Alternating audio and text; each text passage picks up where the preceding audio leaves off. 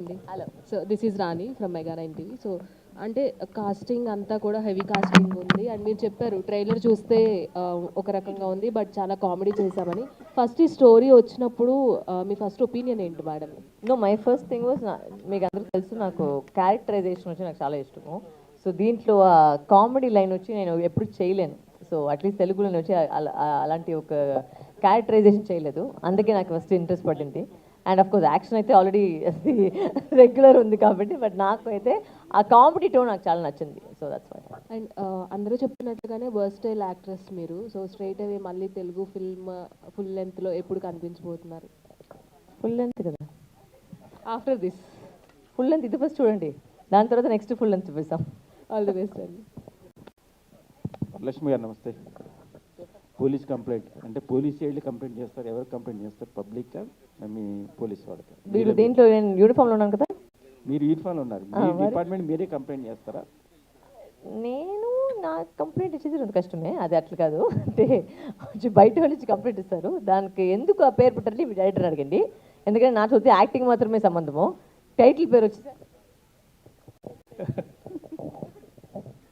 Police complaint అంటే యాక్చువల్గా ఒక కంప్లైంట్ చుట్టూ తిరిగే కదా.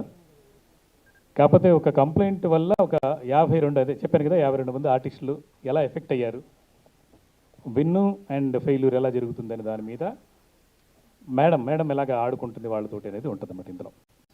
వరలక్ష్మి గారు, ఈ పిక్చర్లో వచ్చి నేను పోలీసా లేదంటే రాపరా జరుగుతున్నారా అట్లా. సో ఈ క్యారెక్టర్ చేసేటప్పుడు అనే ఇన్స్పిరేషన్ ఉందా, లేకపోతే అబ్జర్వేషన్ చేశారా పోలీసు సంబంధించిన విషయాల్లో? సార్ నేను లైఫ్ లాంగ్ ఒక 68 సినిమా చేశాను, దాంట్లో ఒక 35 సినిమాస్ పోలీసే. దీనికింటే నా ఇన్స్పిరేషన్ తీసుకునే దాంట్లో ఏం లేదు సార్. అంటే పోలీస్ ఎలా చేసేదంటే నాకు ఆల్రెడీ తెలిసిపోయింది. ప్రతి క్యారెక్టర్ ఒక డిఫరెన్స్ ఉంటుంది. నో, దీంట్లో అదే నేను ఆవిడకి చెప్పినట్టే సేమ్. అదేంటంటే నాకు ఒక కామిక్ అండర్ టోన్ ఉంది దీంట్లో. ఒక పోలీస్ ఉన్నా కూడా ఒక రీల్స్ పిచ్చి తనకి, అండ్ ఒక పోలీస్ ఆఫీస్ పబ్లిసిటీ పిచ్ అంటే ఎలా ఉంటుందని అది ఒక చిన్న ఒక క్యారెక్టర్ ఆర్క్ ఉంటుంది. సో అదే నాకు ఇంట్రెస్టింగ్గా ఉండేది చేసేదాన్ని. సో అసలు మీరు పర్సనల్గా ఎటువంటి క్యారెక్టర్ సెలెక్ట్ చేస్తారు? పర్సనల్గా మీరు వాట్ కైండ్ ఆఫ్ క్యారెక్టర్స్? అది నాకేం లేదు సార్, నాకు ఇంట్రెస్టింగ్గా వచ్చి నేను ఏదైనా చేస్తాను. నాకు ఇది ఇలానే చేయాలి అలానే చేయాలి, నాకు స్టీరియోటిపికల్గా వచ్చి నేను థింకింగ్ చేసలేదు. నాకు ఏదైనా ఇష్టం అయితే నేను చేస్తాను. రియల్ లైఫ్లో రీల్స్ ఎక్కువ ప్రిఫర్ చేస్తారా మేడం మీరు? రీల్స్లో వచ్చి మేము ఏమైనా చెప్పొచ్చు, రియల్లో సినిమాలో వచ్చి ఏం చెప్పట్లేదు, అదే ప్రాబ్లం.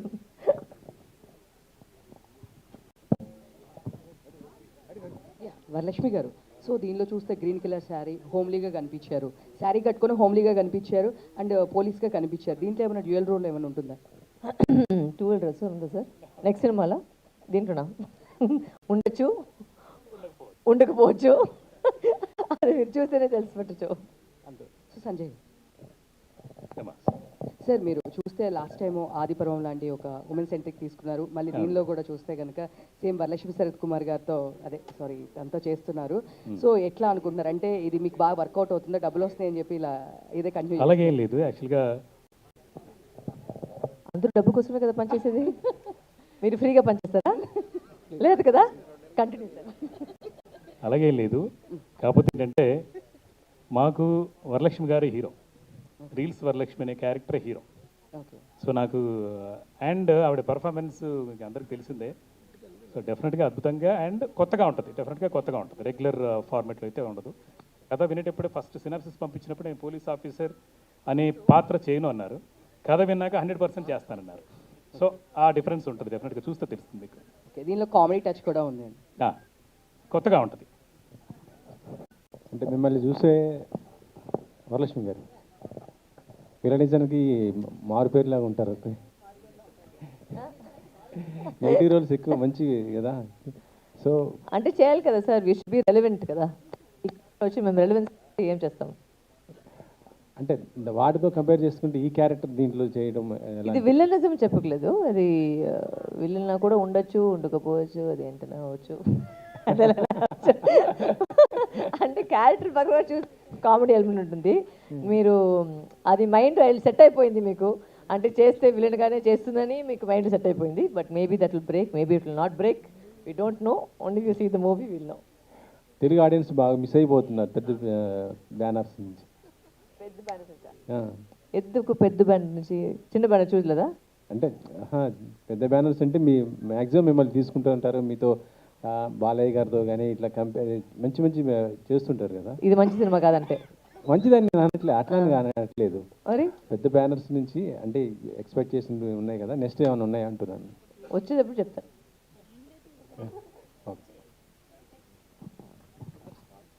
వరలక్ష్మి గారు, చెప్పండి సార్. సినిమాలో ఈ యాక్షన్ సీన్లు చాలా ఉన్నాయి, మీరేమన్నా స్వయంగా చేస్తారా, ఏమన్నా డూప్ పెట్టారా? I usually don't use dupe in all my films. Generally, whether it's killing or thing. ఈ సినిమాలో వచ్చి ఎందుకు ఒక పాయింట్లో డూప్ పెట్టాల్సిందంటే నాకు చెయ్యి ఫ్రాక్చర్ అయింది. So I could not use my left hand. So left punch వరకే నాకు రావట్లేదు. రైట్ పంచ్ అన్ని చేశాను, రైట్ కిక్లు లెఫ్ట్ కిక్లు అన్ని చేశాను. బట్ లెఫ్ట్ పంచ్ వచ్చి మేము చేసాము, బట్ ఇది వచ్చి బెండ్ కావట్లేదు, నాకు ఫ్రాక్చర్ ఉంది.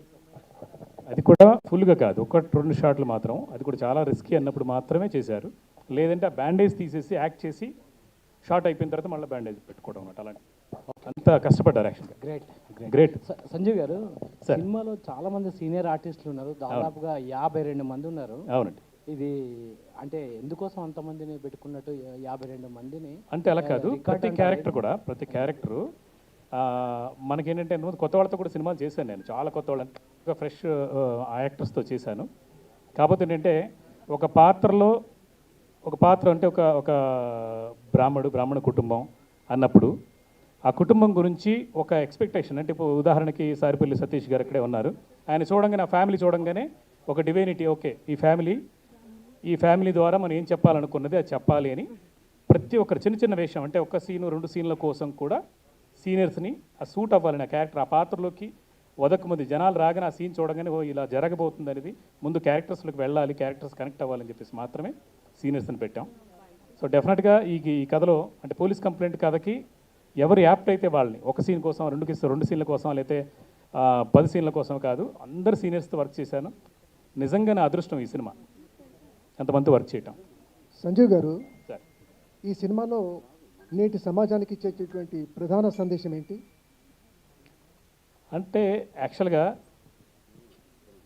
మనం తప్పు చేస్తే ఇప్పుడు కాకపోతే సంవత్సరం కాకపోతే 10 సంవత్సరాల తర్వాత అయినా కూడా అది వెంటాడుతుంది. డెఫినెట్గా మనం చేసిన తప్పుని దిద్దుకోపోతే ఖచ్చితంగా దానికి శిక్ష పడుతుంది అనేది ఒక చిన్న మెసేజ్ ఉంటుంది. అది చాలా పెద్ద లార్జ్ స్కేల్లో చెప్పాం, అది తెర మీద చూడాలి. యాక్చువల్గా కంపల్సరిగా సందేశం అయితే ఉంటుంది. సంజీవ్ గారు, హాయ్. పోలీస్ కంప్లైంట్ అంటే లైక్ పోలీస్ కంప్లైంట్ చేస్తున్నట్టుగా ఆ విధంగా ఉంది, అండ్ థ్రిల్లర్ ఎలిమెంట్ ఉంది, కామెడీ ఎలిమెంట్, అన్ని ఎలిమెంట్స్ ఇన్వాల్వ్ చేశారు. అంటే ఇదే లైన్ అనుకున్నారా, అంతకుముందు వేరే నేమ్ ఏదైనా ఫిక్స్ చేసుకున్నారా? సినిమా పేరు అంతే, డిఫరెంట్ థాట్స్, అంటే కథను బట్టి రకరకాలుగా అనుకున్నాము. కాకపోతే ఏంటంటే మనకి మెయిన్గా ఒక కంప్లైంట్ అంటే ఫస్ట్ పొజిషన్లో కంప్లైంట్ అని స్టార్ట్ అయితే ఆ కంప్లైంట్ వెనకాల ప్రతి ఒక్కరి కథ ఉంది. ఊరికే వెళ్ళిపోయి మనం కంప్లైంట్ ఏమో ఒకరి మీద కదా, నాకు బాధ ఉంటుంది, లేదంటే ఇంకోరు ఏదో చేశారు, సో వాళ్ళ వల్ల నేను ఎఫెక్ట్ అయ్యాను, నా వల్ల ఇంకోరు ఎఫెక్ట్ అవుతారు అలాగే అలాంటి ఒక మొత్తం ఒక సినారియో అంతా చెప్పాం అనమాట. పోలీస్ కంప్లైంట్ అంటే ఓన్లీ టైటిల్ కాదు, ఒక పెద్ద కథ అనమాట, కొన్ని కుటుంబాల కథ అలా ఉంటుంది. Thank you. వరలక్ష్మి గారు, హాయ్ అండి, దిస్ ఇస్ ప్రజా అండి. మీరు 52 మెంబర్స్తో ఆడుకున్నారు, అదే కదా అని చెప్పేసి అన్నారు. ఆ 52 మెంబర్స్లో నవీన్ చంద్ర ఉన్నారా? ఆయన పోస్టర్ ఉన్నారు, సినిమాలు కూడా ఉన్నారు. అంటే షూటింగ్ స్పాట్లో అంత అడ్వాన్స్గా రాలేదు, ఆయన ఉన్నాడు, ఆయనతోనే కలిసి యాక్ట్ చేసాము. ఆయన ఈవేళ రాలేదు, బట్ సినిమాలో అయితే ఉన్నారు ఆయన. కరెక్టే, కానీ నవీన్ చంద్ర గారి క్యారెక్టర్ ఏంటనేది అర్థం కాలేదు సినిమా చూస్తే, టీజర్ చూస్తే. అంటే అర్థం కాకూడదని పెట్టింది అట్లా. అదే వచ్చి I think the reason behind the trailer. ప్రతి క్యారెక్టర్ వచ్చి మీకు అర్థమైపోతే మరి సినిమా ఎందుకు చూస్తారు? సో లైట్గా ఒక సస్పెన్స్ ఉండాలి కదా, it's just for entertainment and to create ఇప్పుడు మీరు అడుగుతున్నారు కదా ఈ question, so that is self that means they have done their job right. Curiosity create చేస్తుంది కదా, అదే కదా. ఓకే, ఆల్ ది బెస్ట్ అండి. థ్యాంక్ యూ అండి. మేడం, ఐఎమ్ శ్రవణ్ కుమార్, ఇక్కడ. Yes sir. విజయశాంతి గారి తర్వాత లేడీ అమితాబ్ బచ్చన్ ఎవరు అనే ప్రశ్నకు ఎప్పుడు వాక్యూమ్ అంటే వేకెన్సీగా ఉన్నది మీరు ఫిల్ చేస్తున్నారని నేను భావిస్తున్నాను. అయితే నేను అడిగేది నెగిటివ్ క్వశ్చన్ కాదు, పాజిటివ్ క్వశ్చన్. వరలక్ష్మి శరత్ కుమార్ లేదా వరలక్ష్మి నికోలాయ్ చటర్జీ చాటర్జీ ఎవరు? అది సెకండ్ మ్యారేజ్ నాకు. అది ఫస్ట్ మ్యారేజ్ సచ్దేవ్. ఈ రెండిట్లో ఏది మీరు వైఫ్గా ఫీల్ అవుతారు? ఎలా చాటర్జీ పిలిస్తే నా feel హస్బెండ్ అవుతారు? పెద్ద కాదు. సచ్దేవ్ అనేది సచ్దేవ్, సచ్దేవ్. Yeah. చెప్పండి. వరలక్ష్మి, నికోరాయ్, సచ్దేవ్ లేదా వరలక్ష్మి శరత్ కుమార్, ఈ రెండు పేర్లలో మీకు వైఫ్గా ఫీల్ అయ్యేది ఎలా? యాక్చువల్లీ నా పేరు అయితే వరలక్ష్మి శరత్ కుమారే. My husband was very sweet because he change his name and he change his name to from Nikolai Sachdev to Nikolai Varalakshmi Sarath Kumar Sachdev. That is his name now. Savitri గారి డైలాగులా అనుకోవచ్చా? ఒకటి పొట్టి నీళ్ళు, ఒకటి మెట్టి నీళ్ళు, రెండు ఎలా విడది చెప్పగలుగుతాం? ఎట్లయినా అనుకోవచ్చు, but this is the answer to that. Thank you.